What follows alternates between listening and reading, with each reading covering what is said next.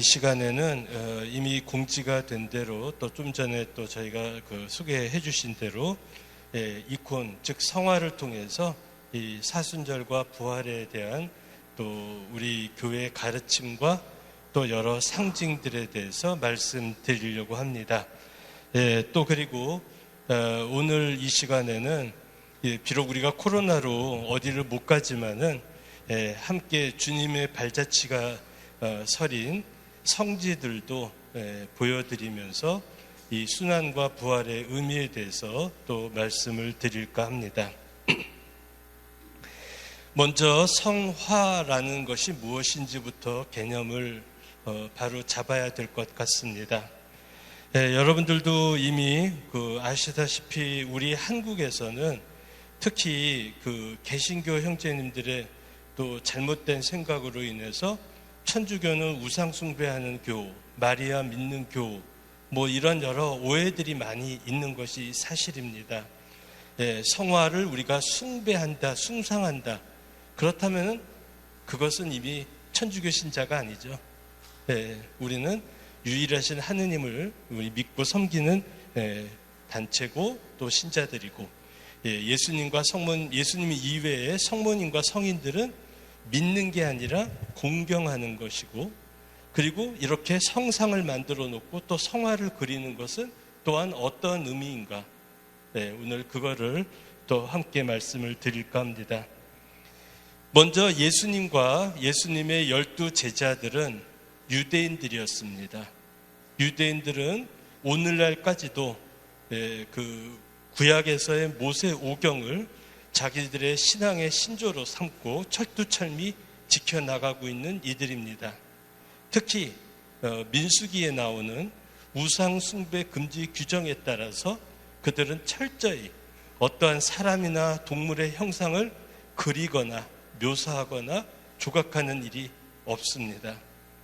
그래서 오늘날도 유대인들의 기도하는 집, 즉 교회라고 할 수 있는 곳이 시나고가인데 가서 보면은 여러 가지 풀이나 여러 가지 장식적인 그림은 있어도 우리 성당이나 이런 데서처럼 어떤 조각이나 그림으로 표현된 인물이나 동물의 모습은 볼 수가 없습니다.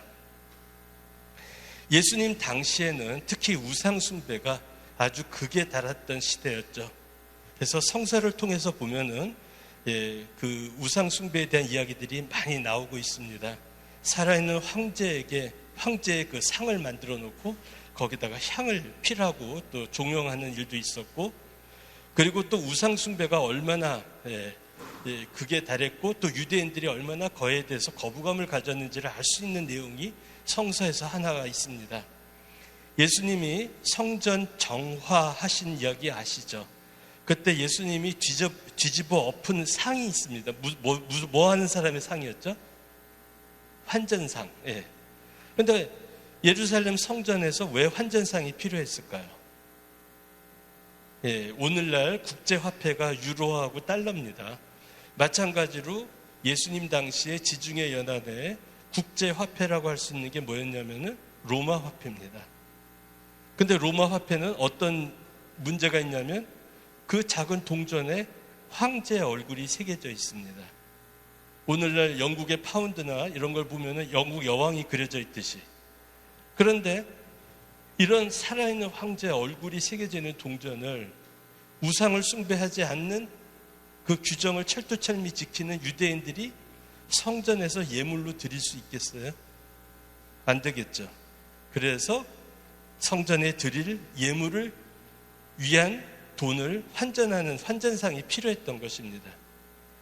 이렇게 예수님 당시에 또 예수님의 제자들, 그들은 이미 태어나고 자란 환경이 그런 환경 속이었기에 어떠한 그림을 그리거나 조각을 한다거나 아예 생각을 할 수가 없었습니다.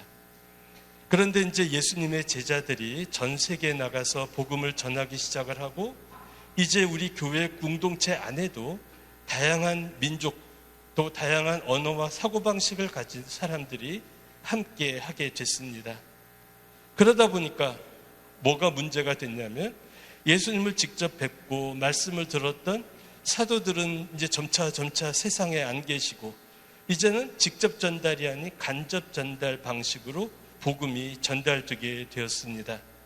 그러다 보니까 사람들에게 보다 효과적으로 그리고 오류 없이 주님의 말씀, 성서의 내용을 전달하고자 생겨난 것들이 바로 그림이라는 표현들이었습니다. 물론 조심스럽게 시작이 됐죠. 이것을 또 우리가 쉽게 이해할 수 있는 방법이 또 하나 있습니다. 여러분들 저마다 집에서 아이들 기를 때 이제 막 입을 떼기 시작한 아기 앉혀놓고 기역, 니은, 디귿부터 가르치는 부모님 아무도 없죠. 제일 먼저 우리는 많이들 그림책으로 시작을 합니다. 그래서 사물의 이름을 익히게 하고 그 다음에 단어, 문장, 회화 등등으로 우리가 단계를 밟아 나가죠. 마찬가지로 예수님 당시에 또 예수님 그 이후의 시대에 사도들 시대에 이제 너무도 다양한 언어와 사고방식을 가진 사람들과 또 그리고 글을 모르는 문맹자들이 많았던 그 시대에 효과적으로 복음을 전달하고자 생겨났던 것이 바로 성화라는 것입니다. 그러니까 성화는 우리가 생각하는 것처럼 그냥 장식하는 그림이 아니라 바로 교육용으로 시작을 했다는 것. 그래서 눈으로 보는 교리서, 눈으로 보는 성서, 바로 그것이 성화다. 우선 성화를 이렇게 이해하시면 어렵지 않을 것 같습니다. 자꾸 이것이 우상이냐 아니냐 이것은 그걸 떠나서, 그리고 또 우리가 돌아가셨거나 또 멀리 계신 내 사랑하는 분, 가족이나 어르신들이 기억날 때, 그분들의 얼굴이 흐릿해질 때 옛날에 그분들 사진을 꺼내놓고 그분들을 회상을 합니다. 그러나 그 사진을 꺼내놓고 비나이다 믿습니다 하는 사람은 없죠. 마찬가지예요. 우리가 묘사해놓은 성상이나 성화를 보고 그 자체가 예수님이고 그 자체가 성모님이라면 그건 우상이 되고, 그러나 그걸 누구를 묘사했는가, 그리고 그 원상이 누군가를 우리가 생각하면서 기도한다면 그거는 우상이 아니라는 것입니다. 어쨌든 그건 좀 이따 다시 말씀을 드리겠고, 그런데 이렇게 교회 안에 시작된 성화가 가장 오래된 그 성화가 남아있는 곳이 있습니다. 어디냐면 로마의 지하 공동묘지 카타콤바라는 곳이죠. 그래서 대개 한 2세기 이후 정도부터 그려지기 시작한 걸로 학자들은 보고 있지만은 그 카타콤바라는 것은 말 그대로 지하의 공동묘지입니다. 그런데 그곳이 왜 우리에게 이렇게 중요한 교회 미술의 초기 형태를 보여주고 있는가? 우선 우리 교회는 그 묘지에 누구를 안장을 했냐면 주님을 끝까지 증거했던 신앙의 증인들, 순교자들의 시신을 안장을 하고 거기서 기도를 하고 또 박해 속에 피해서 그곳에서 기도 생활을 했고, 그런 연고로 오늘날까지 다양한 그림들이 남아있게 된 것입니다. 지금 여러분들이 먼저 보고 계신 것은 로마의 한 경기장의 모습을 그린 겁니다. 바닥을 보면은 이미 전차가 여러 번 지나갔던 흔적이 있고, 전차 경기가 끝난 다음에 로마 사람들한테 유흥거리로 죄수들을 처형하는 그런 행사가 있었습니다. 너무도 잔인하죠. 우리 그 코바디스라는 이날 영화를 보면은 바로 이와 같은 모습이 그대로 보여지고 있습니다. 신자들이 모여서 두려움에 떨고 있고 지도자가 이 사람들을 격려하면서 기도하고 또 함께 성가를 부르고, 지하에서는 굶주린 사자, 호랑이 등등이 나오고 있고, 그리고 주변에는 기둥에다가 사람을 묶어놓고 몸에다가 역청을 발라서 태워 죽이기도 하고 아주 잔혹하게 우리 신자들을 박해를 했습니다. 그리고 그러나 우리는 이들의 희생을 결코 가볍게 보지 않았습니다. 이들의 영웅적인 삶을 우리는 더욱더 기념하고 또 그거를 본받아서 더욱더 열심한 신앙생활을 하고자 했던 것이 우리 초기교회 신자들의 생각이었습니다. 그래서 그네들이 지하에다가 묻게 되는데, 로마를 보면은 이렇게 주변에 십자가 표현은 이렇게 수많은 카타콤바가 지금도 존재합니다. 물론 다 발굴이 된 건 아니고 그 중에 몇 군데만 오픈이 되어 있지만은 이 카타콤바는 이렇게 지하가 연암으로 되어 있습니다. 부드러운 바위로 되어 있기 때문에 이렇게 장도리 같은 거 곡괭이로 쉽게 구멍을 파고 거기다가 시신을 안장한 다음에 앞에 돌이나 벽돌로 막고 회반죽을 바르고 고인의 이름이나 고인의 신앙의 표현들을 여기다가 새겼던 것입니다. 그런데 이제 가끔 우리 순례자들하고 로마를 가서 보면은 이 카타콤바에서 신자들이 많이 질문을 합니다. 아니 여기 어떻게 크리스찬과 관계없는 그리스 신화나 또 이런 내용들이 보입니까?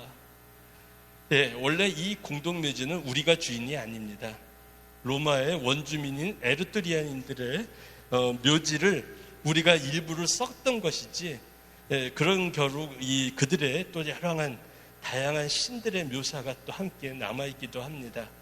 히드라라고 해서 머리가 여러 된 그런 동물과 또 그리스 신화의 이야기들이 또 위는 사람이고 아래는 말인 켄타우로스라든지 하여튼 다양한 우상의 모습들도 여기서는 함께 발견이 됩니다.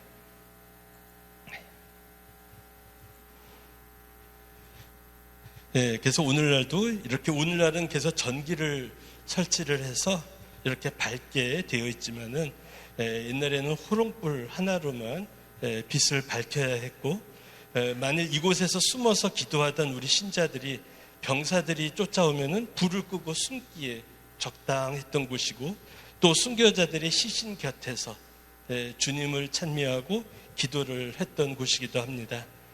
오랜 세월이 지나고 또 지진 등에 의해서 이 앞에 가렸던 것들이 지금은 다 떨어져서 이렇게 열려 있는 상태지만은 옛날에는 여기가 다 막혀서 속에 시신들이 들어 있었던 공간이기도 합니다.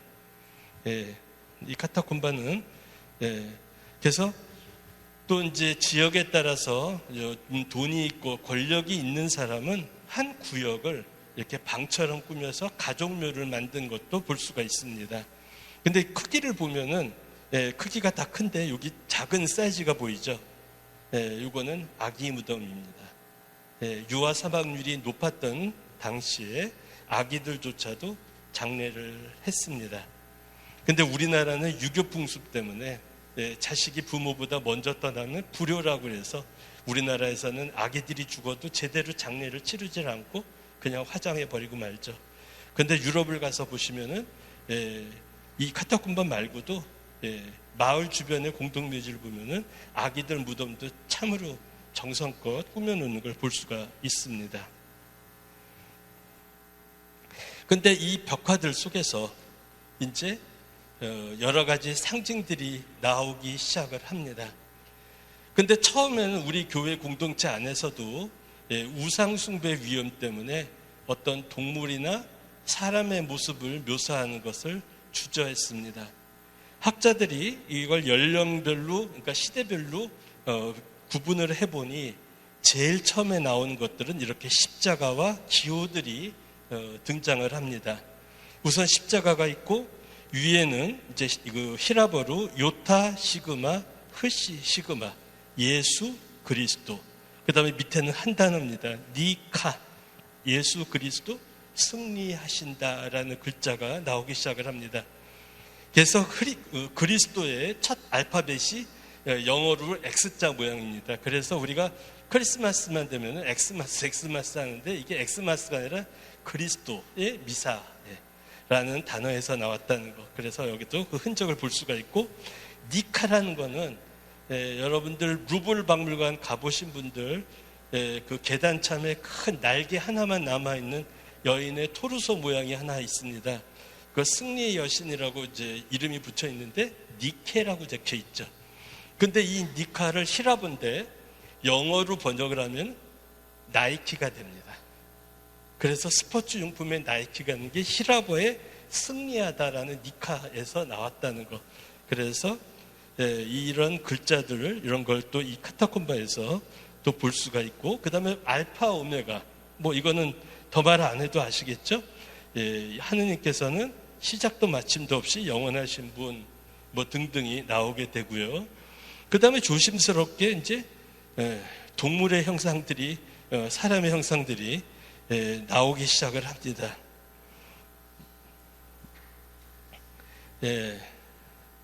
여기를 보시면은 그 카타콤바에서 또 많이 볼 수 있는 것 중에 하나가 뭐냐면은 그 요나 이야기가 또 굉장히 많이 나오고 있습니다. 요나 이야기는 이제 여기를 보시면은 배에서 던져지고 물고기가 지금 입을 벌리고 있습니다. 입으로 들어가기는 너무 작지만은 그래서 요나 이야기가 뱃속에 들어갔다가 다시 나온다. 이 모습은 곧 주님의 부활을 상징할 수 있죠. 그래서 주님의 부활을 예표하는 사건이었기 때문에 카타콤바에서는 또 다양하게 보여지고 있습니다. 그리고 또 상황에 따라서는 이렇게 팔을 위로 들고 기도하는 사람의 모습도 나옵니다. 여러분들도 그 본당에서 미사할 때 보면은 신부님들이 제일 많이 취하는 자세가 이렇게 손을 들어 올리고 기도하는 자세죠. 이거를 오란스 또는 오란테라 그래서 그 오라레라고 하는 이 라틴어 단어, 기도하다는 단어에서 나와서 팔을 들고 있는 부분은 미사에서 제일 좀 중요한 기도를 하고 계시는구나를 알 수 있는 부분이라는 겁니다. 그러니까 지금 이 그림에서는 카타콤바에 나오는 벽화인데, 특히 프리실라 카타콤바에 나온 벽화 중에 하나인데 밑에 있는 동물을 보시기 바랍니다. 동물의 모습이 뭐 같아요? 사자죠. 사자굴 속에 다니엘. 다니엘이 팔을 들어서 하느님을 찬양하고 있고, 그러니까 전혀 두려움을 떠는 게 아니라 사자 속에서 오히려 하느님을 찬양하고 있는 다니엘의 모습이 나오고요. 그 다음에 또 보면은 사람이 손을 들고 기도하는데 밑에 보면은 불길이 있습니다. 불 속에 사람들, 뭘 것 같아요? 역시 이것도 다니엘서에 나오는 불가마 속에 던져진 새 청년 이야기가 나오죠. 지금 이들의 모습은 불길 속에서 뜨거움에 몸부림치는 게 아니라 오히려 두려움 없이 하느님을 찬양하고 있는, 기도하는 모습을 보여주고 있습니다. 그 다음에 카타콤바를 보면 또 독특한 게 예수님이 나오는데, 여러분들은 예수님 성화하면 뭐가 생각이 나세요? 딱 예수님 그림, 성화, 조각이라면 예수님의 어떤 특징적인 표현 뭐라고 생각하세요? 되게 아무래도 수염이겠죠? 머리는 장발에다가 그런데 카타콤바에는 예수님의 묘사를 보면 한결같이 수염이 없습니다. 보시면은 수염이 없는 이 젊은이가 바로 예수님입니다. 지금 밑에 있는 여자는 누구냐? 하야라는 여자.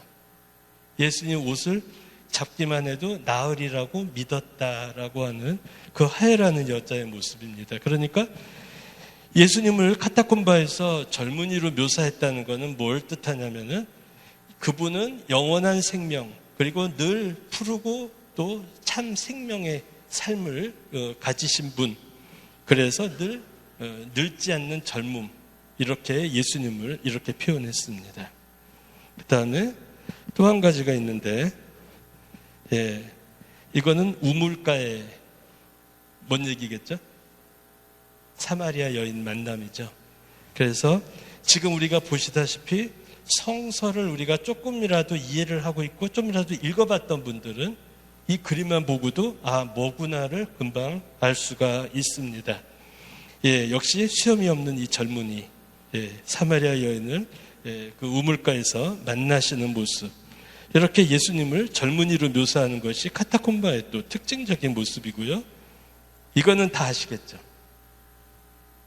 이거 모르면은 이거는 크리스찬이라고 말할 수가 없을 것 같은, 이거는 아담과 하와죠. 근데 이미 지금 아랫부분을 가리고 있어요. 이거는 이미 사건이 벌어진 다음이죠. 근데 여기서 눈여겨봐야 될 거는 하와의 손입니다. 손을 어디를 향하고 있냐면 뱀을 향하고 있어요. 맨 처음에 어떻게 했죠? 하느님께서 누가 따먹으라 그랬냐 했더니 아담은 하와가 먹으라 그랬어요. 하와는 또 뱀이 책임 전가죠. 그래서 원죄의 내용 중에 우리가 그 원죄라고 하면은 많은 분들이 좀 오해하시는 게 선악과 하나 잘못 먹어서 벌 받는다? 그렇게만 볼 거는 아니죠. 원죄에는 3가지가 우리 포함되어 있습니다. 첫 번째, 불순명. 하느님께서 하지 말라라고 하는 행동을 했던 거. 두 번째, 뱀이 뭐라고 꼬드겨요? 이것만 먹으면 눈이 밝아져서 하느님과 같아진다. 교만. 세 번째, 책임 전가. 그래서 원죄를 우리는 단순히 그 과일 하나 잘 먹은 걸로 생각할 것이 아니라 그 안에는 이와 같은 내용들도 우리가 함께 생각을 해야 된다는 거. 그 다음에 이거는 창세기에 나오는 아브라함에게 나타났던 새 나그네 이야기. 마물의 상수리 나무 아래서. 근데 아브라함이 이때 그 새 나그네를 뭘로 대접을 하죠? 살찐 송아지를 잡아서. 근데 여기 보면은 너무 사이즈가 작지만은 이게 황소죠. 황소머리.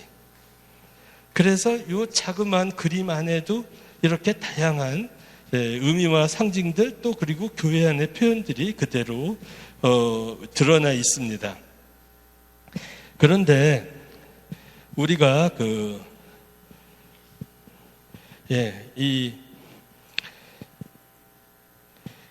지금 이 성화를 보면은요, 이 성화는 크게 오늘날 우리가 보는 성화들하고 다르지가 않아요.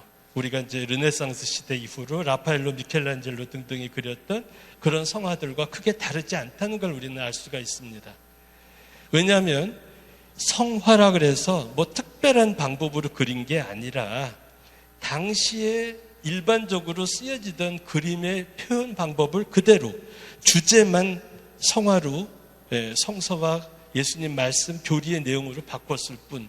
그러니까 우리가 나중에 폼페이라든가 뭐 에페소라든가 뭐 다른 로마 유적지에서 발굴되는 벽화하고 다르지가 않습니다. 그러니까 성화라고 해서 특별한 규정과 규율이 없었던 거죠. 그러다가 이제 그 아르메니아인 이제 동로마 황제가 그 성화는 우상이다라고 해서 파괴하는 성화상 파괴 논쟁이라는 큰 혼란을 겪게 됩니다. 이 혼란을 겪고 난 후 이제 성화는 일반 그림과는 달라야 되겠다라는 자각 속에서 일반 회화가 아닌 특별한 원칙과 기준에 따라서 그려지게 됩니다. 그것을 뭐라고 그러냐면 이콘이라고 합니다. 그러니까 이콘이라고 하는 거는 오늘날 우리가 러시아, 그리스라든가 동유럽에서 많이 볼 수 있기 때문에 동방교의 것으로만 생각을 하지만 1054년 동방과 서방이 나뉘기 이전에 하나였던 교회에서 함께 공유했던 전통입니다. 우리는 200년 역사밖에 안 되다 보니까 이 이콘이 낯설어요. 근데 유럽에 가서 이태리나 프랑스나 또 스페인 같은 데서 거의 1000년에 가까운 성당들을 들어가 보면 이콘들이 있어요. 벽화니 뭐니. 천주교 성당인데. 그러니까 유럽 사람들한테는 이콘이 낯설지가 않죠. 그런데 또 서유럽 사람들이 민족 구성이 달라요.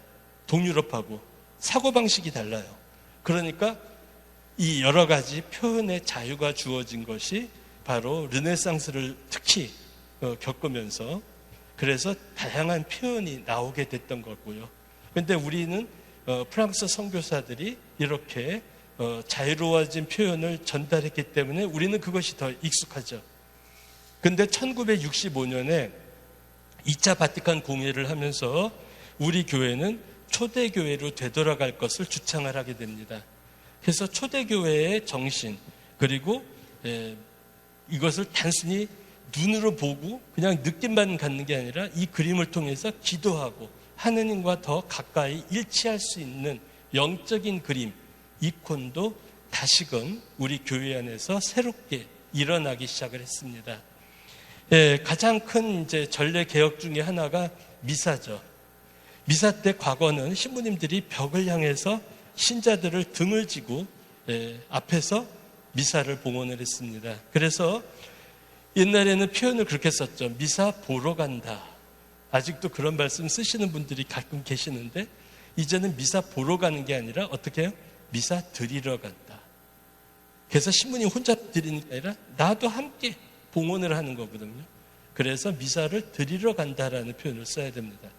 그것처럼 또 성화도 초기 교회, 그러니까 우리가 쉽게 접할 수 있는, 우리하고 쉽게 거부감이 없는 그런 표현이 아니라 좀 다소 딱딱하고 정형화됐지만 이거는 그냥 보고 느끼는 그림이 아니라 기도하면서 또 성서를 묵상하면서 봐야만 그 진미를 알 수 있는 성화다라고 말씀드릴 수가 있습니다. 그래서 이콘이 가끔 이제 우리 해외 토픽 같은 데 보면 교황님께서 어떤 공식 행사하실 때 뒤에다가 그날 주제에 맞는 이콘들을 세워놓고 예식하는 걸 또 볼 수가 있습니다. 네, 그렇게 우리 교회 안에서도 이콘이 다시금 붐을 이루게 됐습니다. 근데 이콘이라는 거는 히랍어로 아이콘, 에이콘, 모상, 형상이라는 뜻이에요. 뭐를 형상화하느냐? 우리 신앙의 대상. 그 다음에 글로 쓰여져 있는 교리와 성서의 내용을 아까 말씀드린 것처럼 아이들에게 생생하게 와닿는 그런 표현처럼 우리에게 주어지는 것이 바로 이콘이다라고 말씀을 드릴 수가 있습니다. 그리고 불교에서는 불화를 그릴 때 80종호라는 게 있습니다. 부처님을 그 작가가 마음대로 그리는 게 아니라 80가지 원칙에 따라서 눈, 귀, 코, 입 하나하나가 규정이 다 되어 있습니다. 마찬가지로 이콘도 이제는 교회가 정한 규정에 따라서 그려질 때 그것을 이콘이라고 합니다. 그 성화상 파괴 논쟁을 종식시킬 때 교회가 정한 원칙이 있습니다. 뭐라고 말을 했냐면 성화에 대한 공경은 작가의 작품에 대한 공경이 아니라 그 원상에 대한 공경이다. 무슨 소리인지 아시겠죠? 그러니까 우리가 이 기도하고 이럴 때 또 성모님 앞에서 우리가 정성을 다하고 기도하고 이런 건 좋지만 정말 우리가 신당에 가서 비나이다 하는 식의 모습이어서는 안 된다라는 거.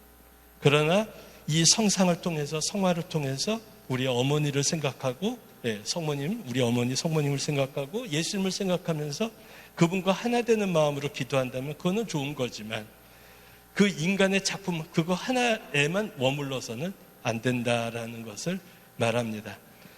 그런데 이 성화상 파괴 논쟁이 종식이 되고 난 다음에 이제 성화들이 다시 생겨나게 됩니다. 그러니까 그 이전에, 그러니까 7세기 이전에 성화들이 다 파괴가 돼서 남아있지 않은데 저 시나이 반도 끝자락, 여기 그 카타리나 수도원에는 제국의 변두리였던 이유로 인해서 초기 성화들이 남아 있습니다. 이게 시나이산 밑에 카타리나 수도원입니다. 알렉산드리아 카타리나 성녀 유해가 보존되어 있어서 카타리나 수도원이라고 하죠. 이곳에서는 초기 이콘들이 남아 있는데 바로 이것입니다. 예수 그리스도께서 강복을 주시는 모습인데 자세히 보시면 눈이 짝짝이에요.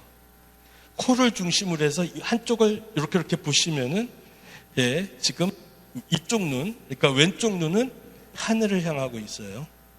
그 다음에 오른쪽 눈은 땅을 향하고 있습니다. 그래서 예수님의 신성과 인성 또 하늘과 땅을 전부 주관하시고 통치하시는 만능 전지전능하신 그리스도를 이렇게 표현을 했다고 합니다. 그래서 이 표현 방법도 역시 초기 형태죠. 그대로 이제 회화적인 기법, 그 다음에 뒤에 배경도 여러 가지 이제 풍경이 들어가 있고요. 이렇게 눈이 보면은 반쪽이 이렇게 위와 아래를 향하고 있는 모습을 볼 수 있다는 거. 그리고 이거는 베드로 사도. 역시 배경에는 또 여러 가지 다양한 표현이 그려져 있습니다. 근데 성화상 파괴 논쟁은 이렇게 성당에서 성화들을 제거하고 또 파괴하는 이러한 일들이 벌어지고 성화를 긁어내고 회반죽을 바르고 하면서 성화들을 제거를 하기 시작을 하죠.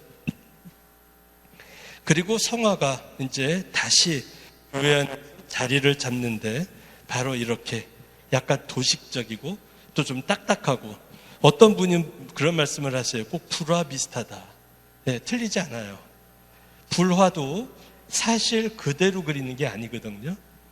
네, 바로 자신들의 경전의 내용, 부처님의 가르침, 부처님의 일생, 그거를 신자들을 교화하기 위한 목적으로 그 아까 말씀드린 종호에 따라서 그리듯이 우리 성화도 그런 원칙에 따라서 그려진다. 그러면 원칙이란 뭐냐? 여러 가지가 다 있지만 여기서 다 말씀드릴 수는 없고, 우선 간략화한다.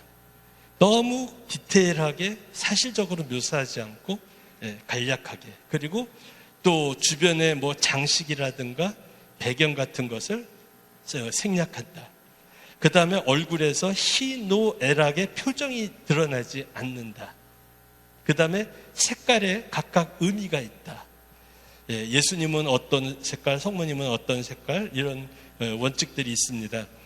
성모님이 가령 지상 생활하시는 모습일 때는 붉은색과 푸른색의 옷을 입고 계시고, 천상 영광 중에 계실 때는 흰색 또는 흰색과 푸른색으로 묘사를 합니다. 이거는 동방이건 서방이건 우리가 표현의 방법이 바뀌었어도 달라지지 않습니다. 여러분들 나중에 집에 가셔서 라파엘로 작품의 성모자를 보세요.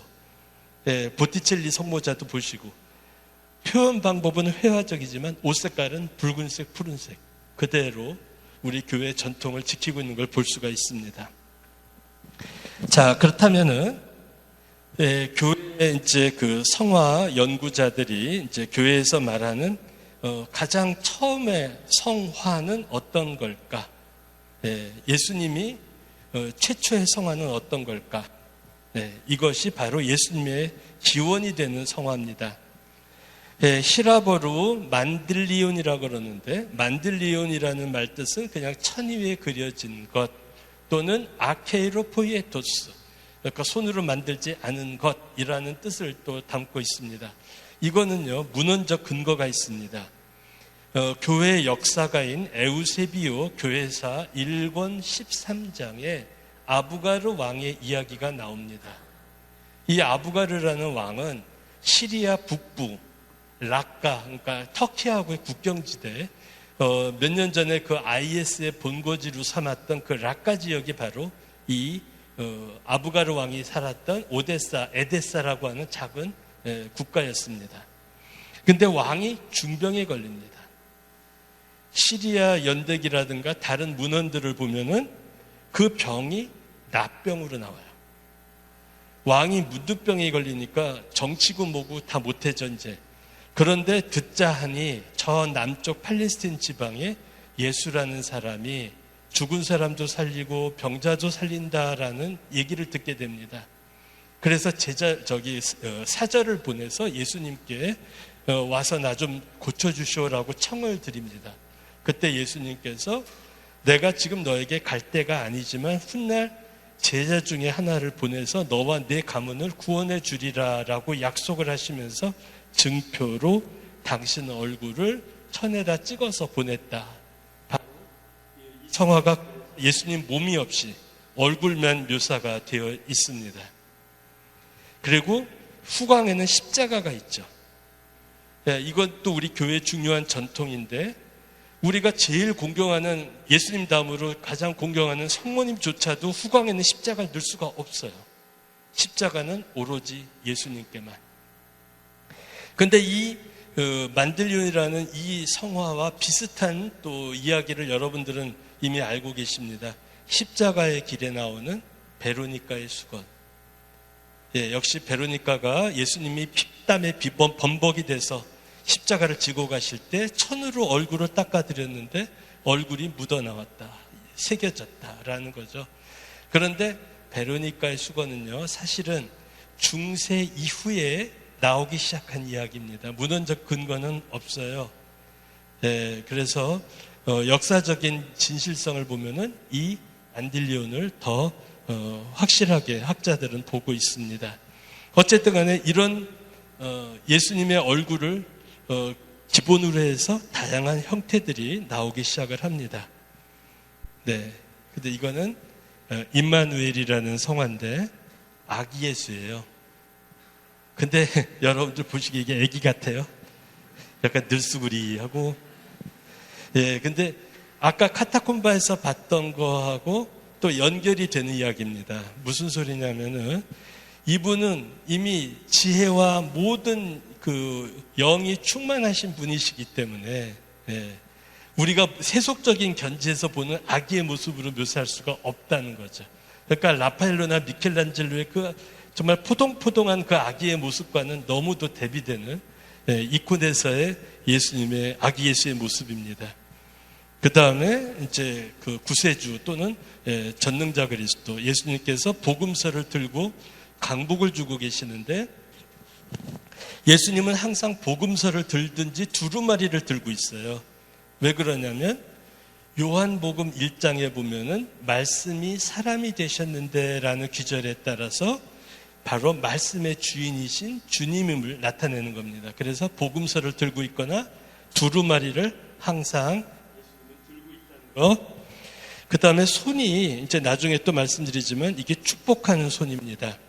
그래서 오늘날도 동방교회에서는 사제와 주교들이 신자들을 축복할 때 이 모습으로 강복을 줍니다.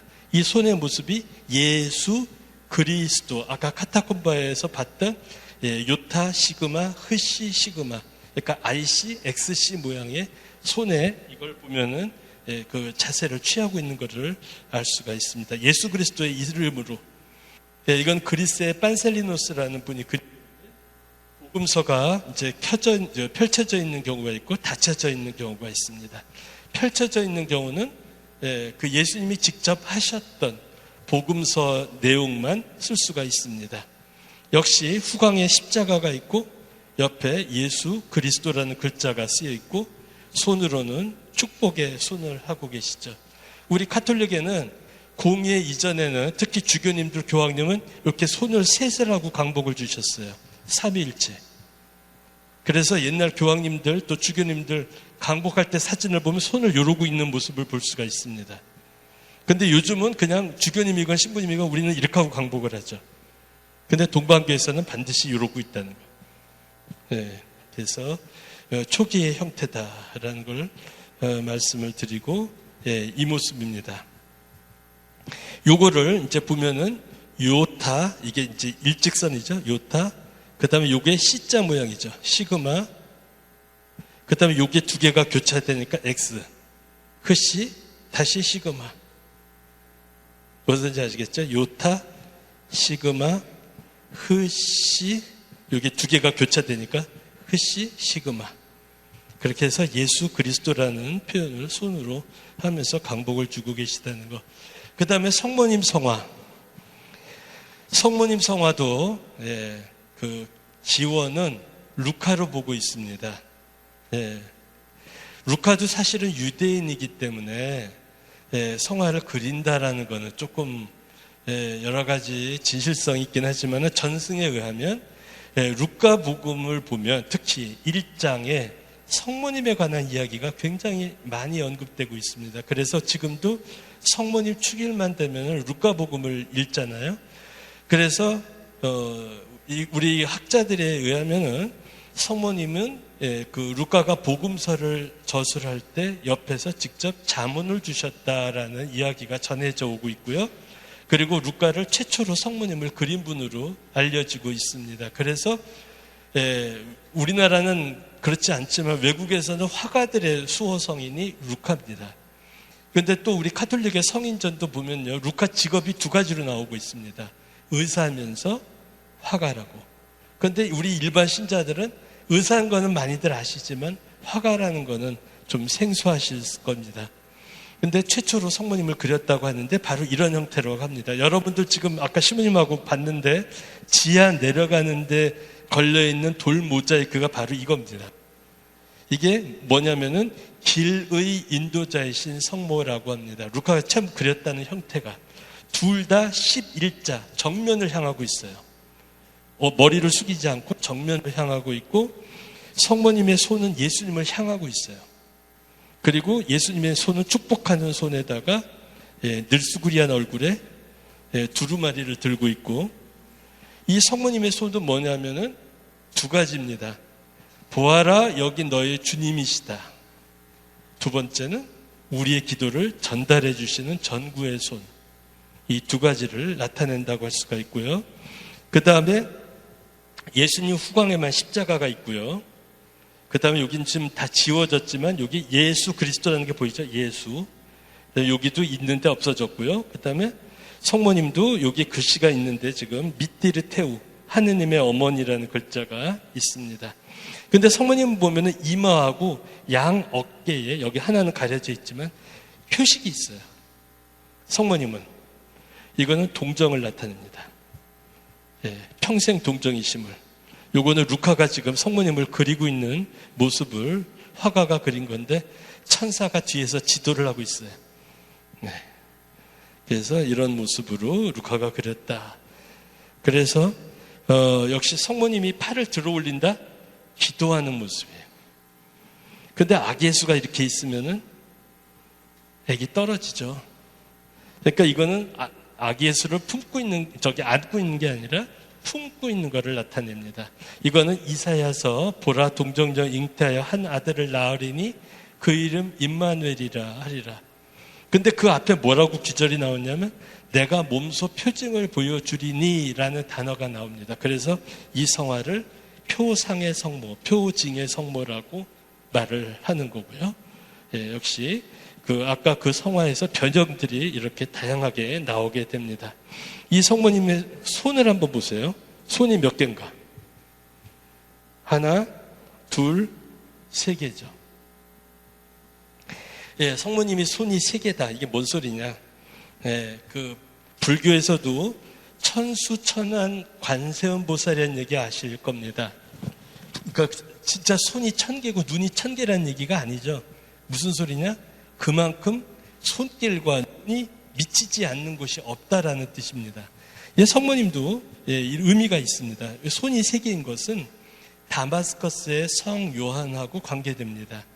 다마스커스의 성 요한이 처음에는 교회 일을 하던 분이 아닙니다. 그냥 세속의 관리였는데 모함을 받아서 손이 잘려요. 그래서 자기는 너무 억울해서 그 잘린 손을 들고 자기가 기도하던 성모님 성화 앞에 가서 하소연을 합니다. 나를 온전케만 해주신다면 이제는 세속이 아니라 교회를 위해서 봉사하겠노라. 손이 기적적으로 붙었답니다. 그래서 그 다음부터는 은으로 그 손 모양을 만들어서 성모님 성화에다 봉헌을 했대요.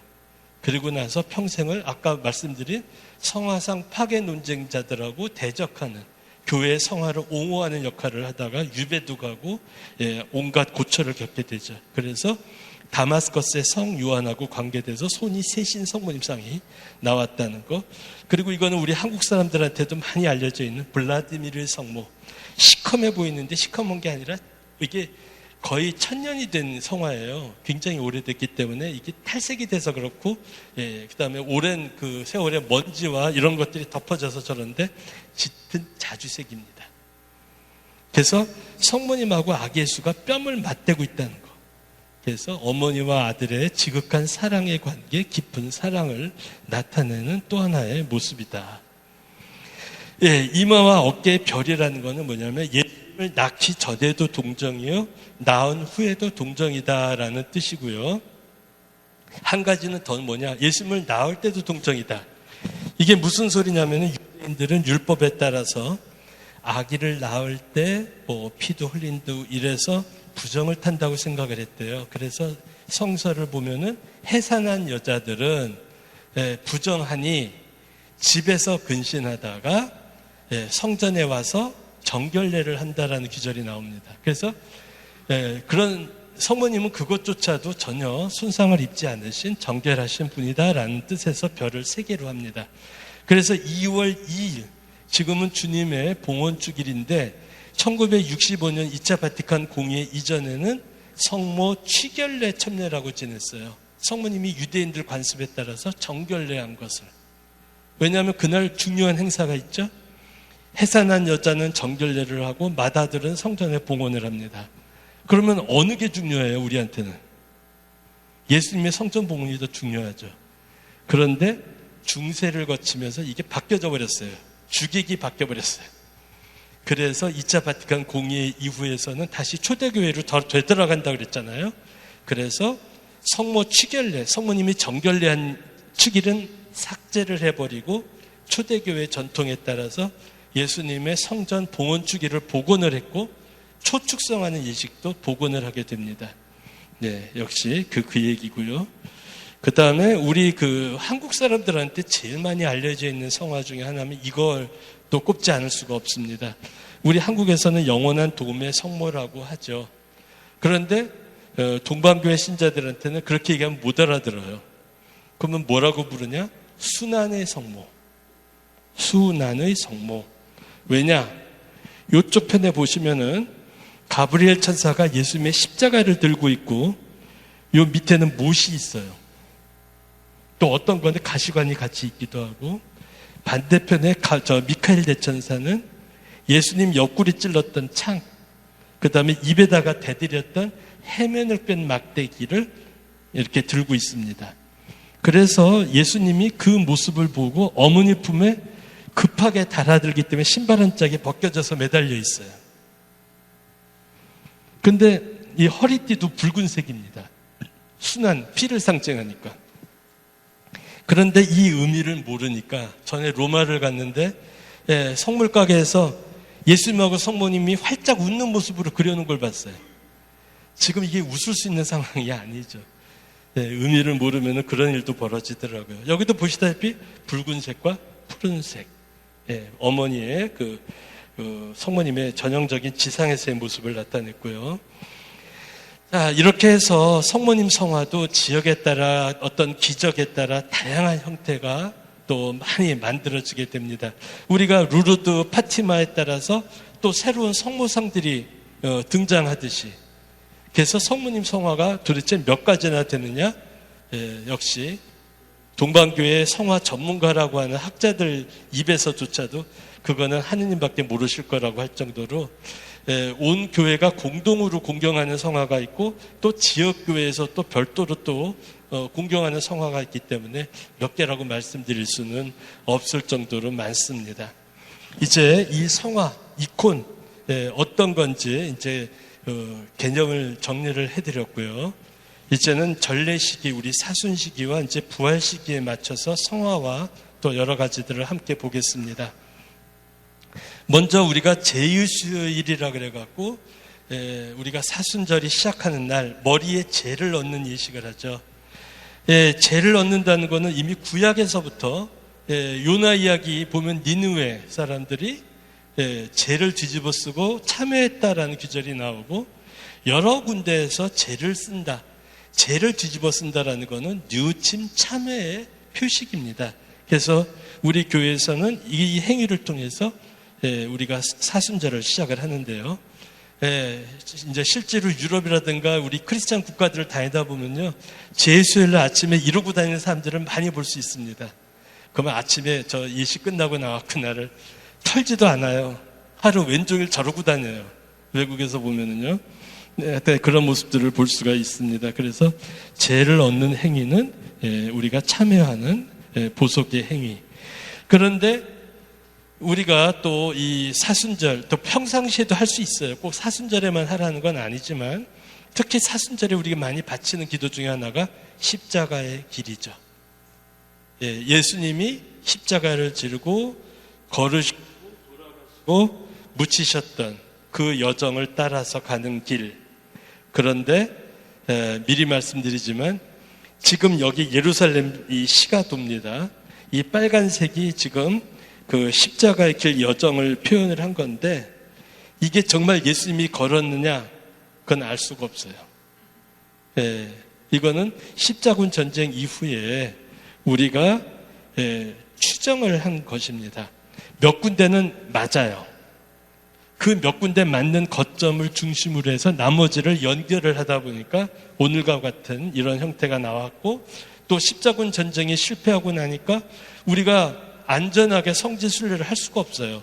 그래서 자신의 동네나 집에 이렇게 십자가의 길을 놓고 마치 예루살렘에 내가 있는 것처럼 여기서 주님의 순환을 묵상하도록 했던 것이 십자가의 길입니다. 지금 이 보이는 성벽은 예수님 당시의 성벽이 아닙니다. 지금 여기에 보시면은 이 성전은 그 성서에 나온 그대로 그 위치 그대로고요. 근데 이 바깥의 성벽은 예수님 당시의 성벽이 아닙니다. 왜 이 말씀을 드리냐면 바로 여기 홀리 세풀가라 그래서 예수님의 무덤 성묘 성당이 있는데 재미난 거는 우리 한국 개신교들 정말 기발해요. 지금 성서에 보면은 예수님께서 예루살렘 성 밖에서 십자가에 달리셨다. 근데 지금 성벽 속에 있지 않느냐. 이거 틀렸다는 거예요. 그래서 이쪽에 보면 다마스커스 게이트가 있는데 요 바깥쪽에 그 버스 정류장이 있고 옆에 그 천연 바위가 구멍이 3개가 이렇게 있는 게 꼭 저 해골같이 생겼어요. 거기 가갖고 통성기도 하고 있어요. 우리 한국 신자들. 주야 주야 소리 지르면서. 여기서는 소리를 낼 수가 없으니까. 예, 전에 제가 알던 어떤 어르신분도 일반 그룹에 꼈다가 개신교 가이드가 거길 데려갔더라고요. 그리고 이 성묘성당을 아예 가지도 않았어요. 그래서 아니 내가 듣기로는 성당 안에 있다는데 하면서 저한테 물어보더라고요. 그러니까 들리지도 않았어요. 그런 일들이 가끔 벌어지더라고요. 그러니까 지금 성벽은 예수님께서 예언하셨죠. 돌 위에 돌 하나 제대로 남아있지 않을 것이다 예언하셨죠. 성전도 다 무너지고. 왜? 예수님이 부활하고 승천하신 다음에 유다인 대반란이 있었어요. 그래서 로마 사람들이 예루살렘을 초토화시키고 전 세계에 다 흩어져 버렸잖아요. 이거는 나중에 재건한 성벽입니다. 그래서 이거를 지금 성벽을 보고 성서하고 다르다 그래서 이거를 그렇게 주장하는 거는 말도 안 되는 이야기고요. 그 다음에 요 1차 부분이 뭐냐면 그 예루살렘 성전 바로 머리 윗부분이에요. 여기에 안토니아 요새가 있었어요. 그래서 로마 사람들이 여기에 군인들을 진주하고 이 성전 마당을 내려다보면서 감시를 했어요. 반란을 일으킬까봐. 그래서 빌라도한테 재판을 받은 장소, 이건 맞아요. 그래서 거기서부터 예수님 무덤인 데까지 이 길을 우리가 최대한 이제 맞게끔 추정하면서 만든 것이 현재 십자가의 길이라는 것인데요. 네, 이 여정을 이렇게 표현을 했고요. 그래서 베짜따 못이 여기고 여기가 이제 안토니아 요새가 있던 자리. 이렇게 해서 십자가를 들어갔다라는 겁니다. 근데 이 예루살렘 입성을 먼저 말씀을 드립니다. 우리가 성지주일이라고 그러죠. 성지가 뭡니까? 거룩한 나무 가지. 근데 이날 우리가 예수님의 예루살렘 입성을 기념하면서 중요한 표징이 3가지가 있습니다. 첫 번째, 예수님이 타고 있는 동물 뭐죠? 낙이에요. 말이 아니라 낙이에요. 여러분들 그 고대 전투를 할 때 낙이 타고 전투했다는 얘기 들어보셨어요? 아마 그랬다간 다 죽죠. 고집도 세고 느려 터진 낙이 타고는 전쟁 못하죠. 전쟁을 하려면 말을 타고 했죠. 근데 예수님이 나귀를 타고 성전에 들어가셨다? 이건 무슨 소리냐면 평화의 왕으로 오셨다는 걸 상징하는 모습입니다. 평화의 왕. 그 다음에 그날 성가를 보면 뭐라고 나오냐면 헤브레아 아이들이 옷을 벗어 길에 깔고 호산나 호산나 외쳤다라고 나오죠. 옷을 벗어 길에 깐다. 오늘날 우리는 옷이 천이 흔해서 여기에 대한 의미를 우리는 깊이 잘 못 느낍니다. 근데 이 고대 세계에는 일일이 손으로 다 짜야 되는 시절이었죠. 천이 얼마나 귀한지를 알 수 있는 흔적이 예수님이 십자가에 달리셨을 때 성서에 나오죠. 예수님이 입으셨던 옷을 어떻게 했죠? 병사들이 제비 뽑아서 나눠 가졌어요. 근데 우리 한번 생각해 보세요. 죄수, 그 다음에 사형수가 진짜 피땀으로 범벅이 돼서 벗어놓은 옷을 그냥 태워버리지. 그걸 꼭 제비까지 뽑아서 나눠 가질까? 그만큼 천이 귀하던 시절이라는 얘기입니다. 그런데 그렇게 귀한 천을 밟고 가세요라고 깎는다는 것은 뭐예요? 대단한 환대죠. 그래서 고대를 역사를 보면은 황제나 개선 장군들이 들어올 때 실제로 천을 깔았었대요. 오늘날도 볼 수 있죠. 레드카펫, 영화제니 그다음에 귀빈 들어올 때, 요즘은 결혼식에까지 깔더라고요. 예, 그거예요. 환대, 환영, 최대 극진한 환영.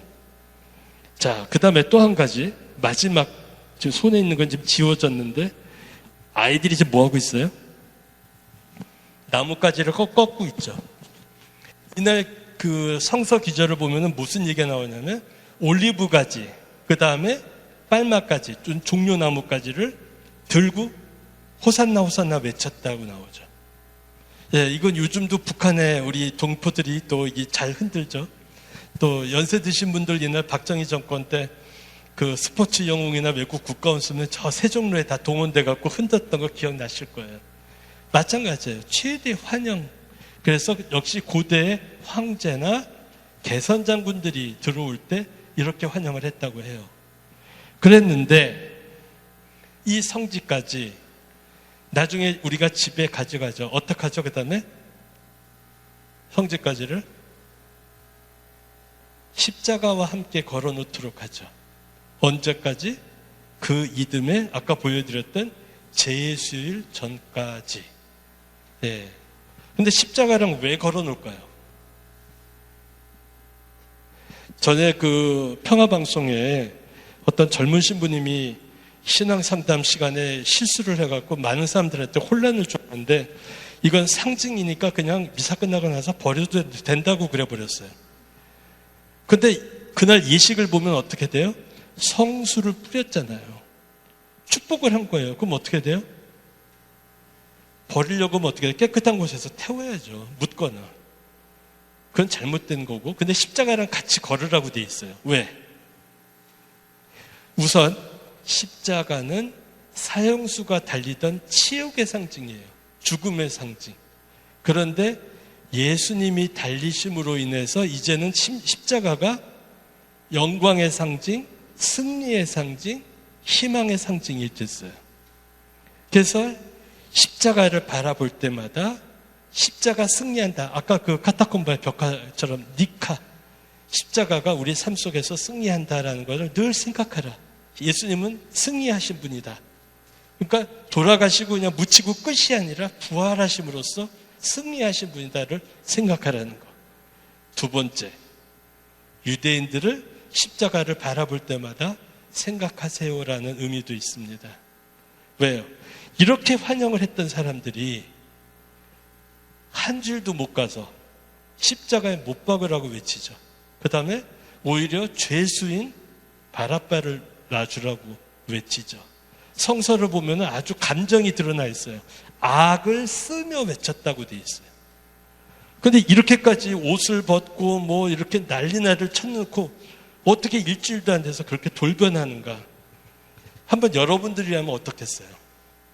이들이 생각하는 메시아의 모습은 예수님이 우리한테 보여주고자 했던 메시아 구원자의 모습이 달랐던 거죠. 예수님이 이렇게 환영을 했는데 그럼 그 다음에 뭔가 있어야 되잖아요. 어디 소요가 일어났다든지 어떤 로마를 대상으로 해서 어떤 무슨 전쟁이 일어났다든지 근데 아무것도 없어요. 조용. 그러더니 갑자기 무기력하게 죄수가 돼서 앞에 섰어요. 그러니까 그 당시 사람들도 오늘날 사람들과 크게 다르지가 않을 거예요. 아마 내가 속은 거 아니냐, 내가 잘못 아는 거 아니냐, 이런 어떤 배신감. 그러니까 내 기준에 따라서. 그래서 예수님은 어떻게 해요? 못 박으라고 외치죠. 그래서 우리도 십자가를 바라보고 기도할 때마다 우리 세례 때의 생각을 기억하십시오라는 겁니다. 어떻게 해요? 여러 가지 세속과 마귀와 육신의 모든 것들을 우리는 끊습니다. 그리고 믿습니다를 우리는 약속을 했어요. 근데 우리 일상이 과연 그러한가? 네. 우리가 약해질 때 보면은 우리는 도로 예수님을 십자가에 못 박는 행위들이 너무도 많아지고 있어요. 예수님을 마치 자판기처럼 생각하고 내가 이런 기도를 하고 내가 이런 걸 바라면 예수님이 주셔야 되고 그 예수님이 주시지 않으면 무슨지 아시겠죠? 가장 많이 벌어지는 게 연말에 입시와 입사철 되면은 아주 여실히 보여져요. 전에 제가 아는 우리 대구의 자매님 한 분이 남의 얘기라고 하는데 이 면상을 보아하니 아마 자기 얘기가 뻔한 것 같아요. 아침에 수험생을 위한 그 미사를 했는데 집에 가만히 있자니 불안한 거예요. 그럼 대구에 유명한 곳 있죠. 803 갓바위. 그래서 나름 자기도 지푸라기라도 잡는 심정으로 올라갔더니 거기서 같은 본당 교우를 만났대잖아요. 참, 그게 바로 우리의 현 주소입니다. 그러니까 십자가를 바라보고 성지까지를 걸어놓는 것은 단순한 장식이 아니라 우리도 내가 원하는, 내가 바라는 대로 기도가 이루어지지 않았다 하더라도 예수님을 우리가 스스로 십자가에 못 박는 일은 없어야 된다는 거. 내 기준에 따라서 예수님을 바라보고 생각하지 말 것을 촉구하는 의미이기도 합니다. 자, 성지까지를 우리는 이렇게 편백이나 종려나무로 써요. 근데 이거는 열대지방에서 나는 나무잖아요. 근데 우리 모든 분당에서 임하는 신자들이 쓰려면은 도저히 안 되겠죠. 그래서 전 세계 지역 주교회의는 그 지역에 맞는 나무로 대체할 수가 있어요. 예루살렘은 실제 예수님 시대에 그 종려나무까지를 씁니다. 이렇게 커요. 거의 사람 크기죠. 네, 이렇게 크고, 네, 실제로 이렇게 하고 성지주의를 합니다. 우리는 이거를 흉내내서 신부님들은 소철까지를 갖고 하죠. 뻣뻣한. 네, 그런데 하여튼, 근데 러시아, 루마니아라든가 동유럽에는 버들가가지를 씁니다. 또 이때가 봄을 상징하는 시기이기도 하고요. 근데 재밌는 게 한 주일 지나서 부활절날 집에 가보면 이 동그란 게 다 떨어지고 없어요. 막대기만 걸려있어요. 예, 이게 이제 그 러시아의 성지까지 초하고 같이 들은 지금 전쟁 때문에 참 이렇게 아름다운 모습이 지금 하여튼 이거는 루마니아입니다. 네. 그래서 여기 뭐 개다리까지 같이 들고 성지주의를 행렬하시는 모습을 볼 수가 있고요. 이게 이제 예수님 무덤 성당입니다. 홀리 세풀카라 그래서 이 무덤 성당 안에 예수님이 십자가 달리셨던 골고타와 예수님의 안장이 그 무덤이 함께 들어가 있습니다. 이 문을 통해서 들어가는데 헬레나 황후가 지었던 성전의 일부입니다. 원래 헬레나 황후가 짓기 전에는 이렇게 노랗게 바위가 있었어요. 그래서 여기에 골고타하고 십자가가 있었고 거기서 조금 떨어진 곳에서 이렇게 동굴이 있었는데 여기다가 예수님을 안장했던 거죠. 헬레나 황후가 이 성전을 지으면서 이 노란 부분을 다 걷어내버렸어요. 지금 남아있는 거는 이 회색입니다. 회색이요. 그래서 이렇게 성전 속에 들어가 있는데 골고타 이 아랫부분 돌 남아있고 여기는 예수님을 내려서 염했던 바위가 남아있고 그 다음에 그 앞에는 예수님이 안장됐던 무덤이 남아있습니다. 예, 이렇게 해서 안으로 들어가면은 계단을 올라가서 골고타를 들어가고 다시 예수님을 염했던 돌 지나서 안쪽에 예수님을 그 안장했던 그 무덤이 이 홀리 세풀가에 나옵니다. 그래서 이렇게 십자가 항상 성벽 밖에라는 걸 뜻하기 때문에 뒤에는 예루살렘 성벽이 있고 그 다음에 성모님과 사도 요한입니다. 예, 성모님은 항상 예수님의 오른쪽에다가 묘사하는 게 우리 교회 전통입니다. 그래서 우리는 뭐 역사가 짧기 때문에 그 원칙이 제대로 지켜지는 성당이 많지는 않지만 가운데 십자가가 있으면 이쪽 우리가 봤을 때는 왼쪽이지만은 예수님 편에서 보면 오른쪽이죠. 이거는 시편에 그 근거가 있습니다. 오빌의 금으로 단장한 왕후가 당신 우편에 서 있나이다. 그래서 우리도 그 조폭이라든가 좀 그런 사람들이 늘 하는 말 있죠. 내 오른팔이야. 예수님의 가장 사랑받는 성인 누구겠어요? 어머니죠. 그래서 항상 예수님의 오른쪽이 성모님을 묘사하고 그 다음에는 예수님이 끝까지 신의를 보였던 우리 사도 요한을 함께 묘사를 했습니다. 근데 이렇게 보면은 십자가 밑에 이렇게 뭐가 보여요. 조금, 예. 뭐가 보이냐면 해골이 있어요. 십자가 밑에. 해골이 있는 이유는 우선 성서에 예수님이 달리셨던 그 언덕 이름이 골고타, 해골산이다라는 이름이 있고, 그 다음에 또 전승에 의하면은 뭐 믿거나 안 믿거나, 뭐냐면 아담의 무덤 자리래요. 아담의 무덤 위에 십자가가 세워졌대요. 이거를 신학자들이 얘기를 하는데, 신학자들은 예수님을 일컬어서 신약의 아담이라고 표현을 해요. 구약의 아담으로 인류가 시작이 됐듯이 예수님으로 인해서 새로운 인류가 시작이 됐다라고 그래서 신약과 구약의 아담의 만남, 이걸 십자가 밑에 해골로 표시를 했어요. 그래서 우리 가톨릭도요, 절두산이나 뭐 오륜대 박물관이나 이런 데 가면 옛날 우리 선조들 유품에도 조그만 묵주고상에도 이렇게 해골이 다 있어요. 우리 천주교도 했는데 요즘 와서 잘 안 할 뿐이죠. 네. 그래서 이렇게 그 해골이 조그만 그 고상에도 다 묘사가 있었다는 거.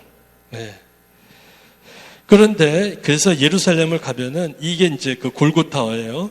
그 보면 유리를 깔아놨는데 아까 말씀드렸던 그 원래 골고타 언덕에 돌이 이렇게 보이게 유리로 깔아놨고 뒤에는 십자가가 있고 성모님이고 이쪽에는 예쁘장하게 생겼다고 전부 다들 가이드들이 열이면 열 마리아 막달레나라고 헛소리를 하고 있어요. 마리아 막달레나는 성모님하고 마주 세울 수가 없어요. 서열이. 예, 누구예요? 사도 요한입니다. 예. 그리고 요 제대가 있는데 제대 밑에 이렇게 동그랗게 표시를 해놨어요. 베틀레헴하고 똑같이 십자가가 세워졌던 자리. 예. 그래서 동방교에서 그리스 쪽에서 관리를 하기 때문에 그리스는 그림자가 생기면 우상이라고 생각을 하고 있어요. 지금도. 그래서 이렇게 반부조나 평면적인 그림만 허용이 됩니다. 그래서 조각이 아니라 그림을 그려서 오려서 세워놨죠.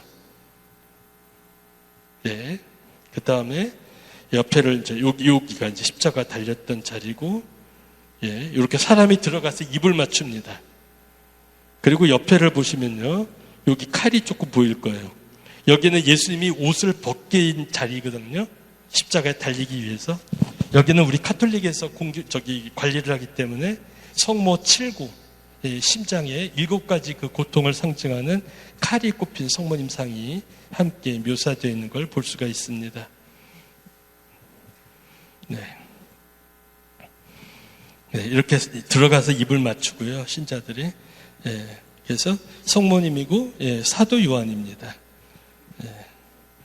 근데 이제 이 밑으로 내려오면은 이 바로 골고타 아래가 이렇게 공간이 하나 있어요. 근데 우리 한국 순례객들은 그냥 지나가 버리더라고요. 근데 여기 영어로 뭐라고 되냐면 툼 오브 아담이라고 되어 있어요. 아담의 무덤 경당. 그래서 동방은 그 아담의 무덤 자리였다는 것을 믿고 있어요. 근데 여기에서 재미난 것이 이 제대 뒷벽이에요. 일부러 액자 모양을 만들어 놓고 조명을 켜놨어요. 이게 중요한 의미가 있는데, 예, 이렇게 바위가 깨져 있어요. 예수님이 십자가에서 운명하셨을 때 땅이 흔들리고 성전의 휘장이 찢어졌다라는 기절이 나오죠. 그때 금이 간 바위랍니다. 믿거나 말거나.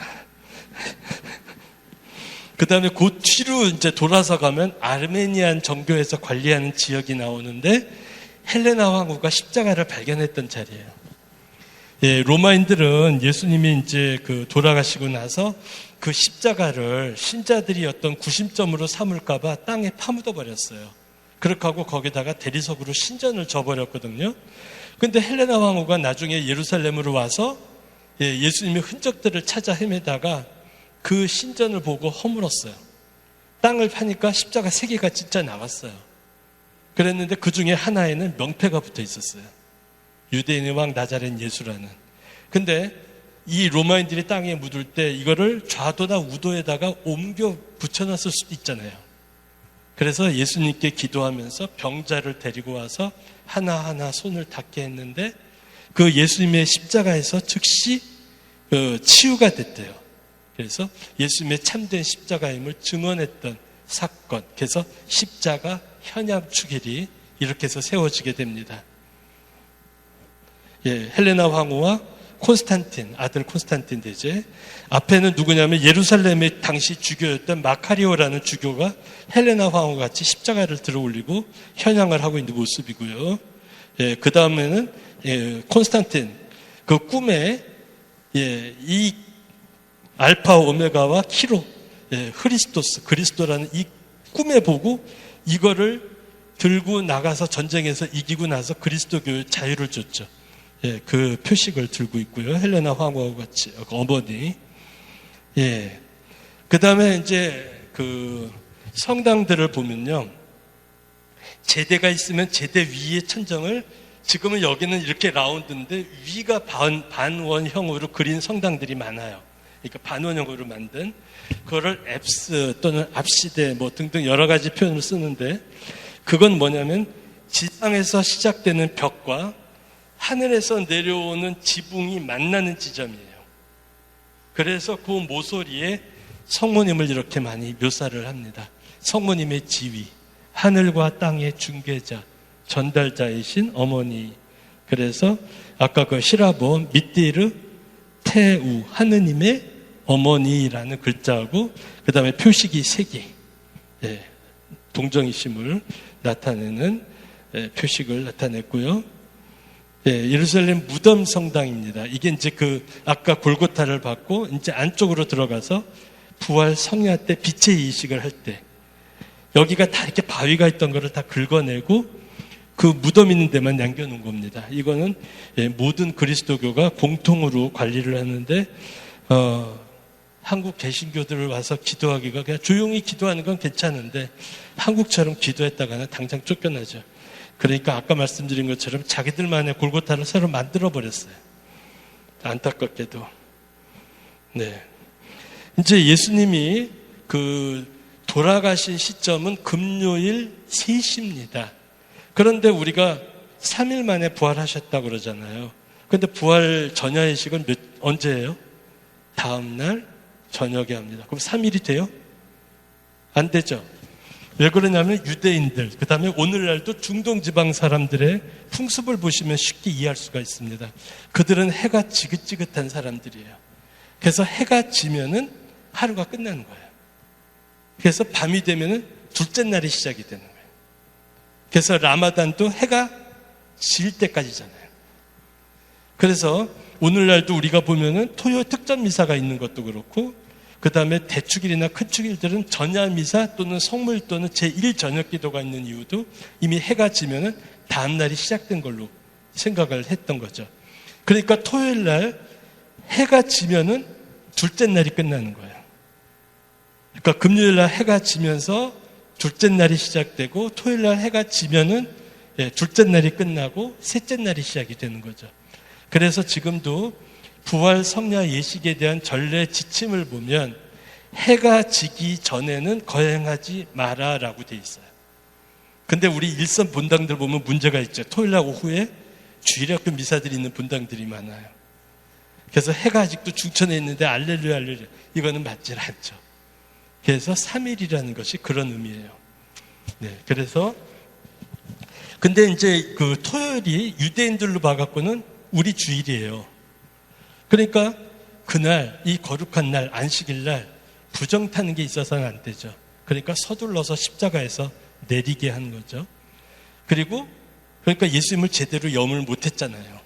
그래서 주일날 아침, 그러니까 유대인들로 봤을 때는 월요일이죠. 평일이죠. 그래서 아침에 여인들이 다시 염을 하기 위해서 향유를 들고 무덤에 갔다가 부활을 목격하게 되는 거죠. 그래서 이게 마테오 복음이냐 마르코 복음에 따라서 두 가지가 있어요. 여자가 셋이 천사 하나를 만나느냐, 천사 둘을 만나느냐. 이게 복음서에 좀 차이가 있죠. 그 다음에 예수님이 그 누우셨던 곳에는 옷이 천이 잘 개켜져 있었다고 성상에 나와 있는데 이거는 누에고치 꼭 빠져나간 것처럼 묘사를 해놨습니다.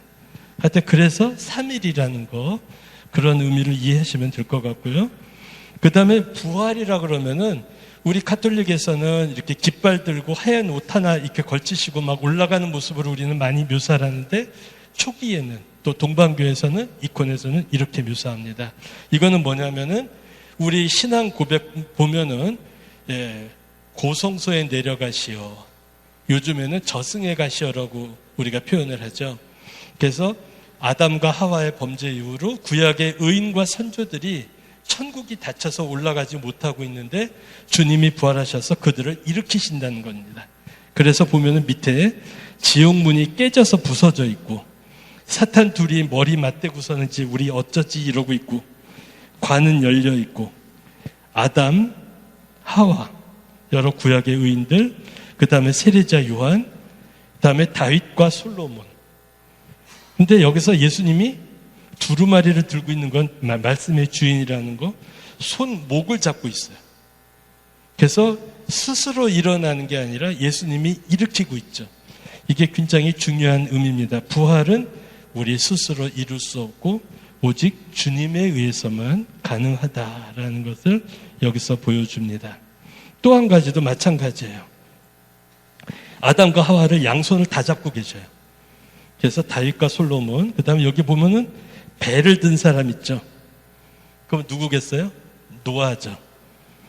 네, 그래서 여러 구약의 의인들을 일으키시는 장면, 이걸 부활 성화로 초대교회 신자들은 많이 묘사를 했습니다. 그래서 이제 오늘날도 이제 예루살렘을 가서 보면은 가장 많이 볼 수 있는 것이 바로 이와 같은 십자가입니다. 십자가가 지금 몇 개예요? 5개죠. 큰 십자가하고 4개 중에 하나씩. 그래서 예수님의 오상을 상징합니다. 예수님의 순환이 이루어졌던 곳, 부활이 이루어졌던 곳. 그래서 예루살렘을 상징하는 십자가입니다. 그래서 예루살렘 가면은 어디 가나 볼 수가 있고요. 그리고 마지막으로 한 가지 더 보여드릴 것은 가다가 보면 건물이나 성당 입구에 이런 모습들이 있어요. 뭐냐면 팔이 2개가 교차되어 있어요. 보면 예루살렘 십자가 위에 팔이 교차되어 있죠. 그러면은 이 성당이 이렇게 밤색 옷은 프란치스코고 맨팔은 예수님이에요. 두 분 다 오상을 받으셨잖아요. 그래서 이렇게 상처에다가, 그래서 이런 표식이 있는 데는 프란치스코 수도에서 관리하는 수도원, 프란치스코에서 관리하는 성당이라는 걸 알 수가 있습니다. 그래서 좀 너무 막 두서없이 이야기가 이제 이렇게 전개가 됐는데 이제 좀 정리를 하고 마칠까 합니다. 이렇게 성화라는 것은 그 시작은 비록 여러 가지 어렵고 여러 가지 많은 우여곡절을 겪었지만은 이 성화를 통해서 우리 선조들, 우리 신앙의 선조들이 우리들에게 주고자 했던 가르침은 뭐냐? 우상 숭배가 아니라 이 성화들을 통해서 우리의 신앙들을 더 높이 고양하고 하느님과 일치하는 삶입니다. 그래서 지금도 동방에서는 성화를 그릴 때, 이콘을 그릴 때 우리가 그린다, 드로잉이라는 단어를 안 써요. 뭐라냐? 쓴다라는 표현을 합니다. 그리고 이콘을 보는 게 아니라 이콘을 읽는다라고 표현을 해요. 그래서 성서 필사하고 똑같이 봅니다. 많은 사람들은 그래요. 맨날 그게 형태가 다 똑같지 않냐?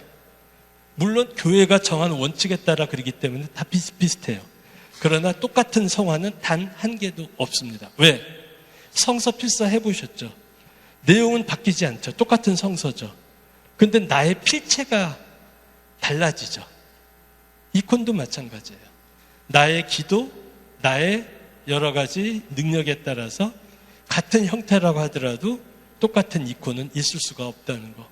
그래서 우리가 이런 성화를 통해서 우리가 오히려 하느님을 더 가까이, 더 깊이 현양을 하고 이 사순절의 의미, 정말 우리가 아까 그 원제에서 말씀드린 것처럼 니 탓이오가 아니라 내 탓이오라고 하는 자세로 정말 내 자신도 부족하지만 또 이웃에게 내가 부족함을 또 여러 가지 상처를 주지 않았나 다시 한번 되돌아보고 참여하고 사랑을 나누는 시기가 바로 이 사순절입니다. 그래서 부활절에는 어느 누구가 아니라 바로 성탄이 모든 이의 성탄이듯이 부활도 모든 이의 부활이어야 되겠죠. 다친 마음, 가라앉은 마음, 슬퍼하는 마음, 여기서 모두가 함께 예수님의 손을 잡고 일어나서 그분의 빛을 향해 나아갈 때 바로 부활의 참된 의미도 우리 안에 새롭게 다가올 수 있을 것입니다. 특히 우리가 함께 마음을 모아서 기도해야 될 것들이 많이 있죠.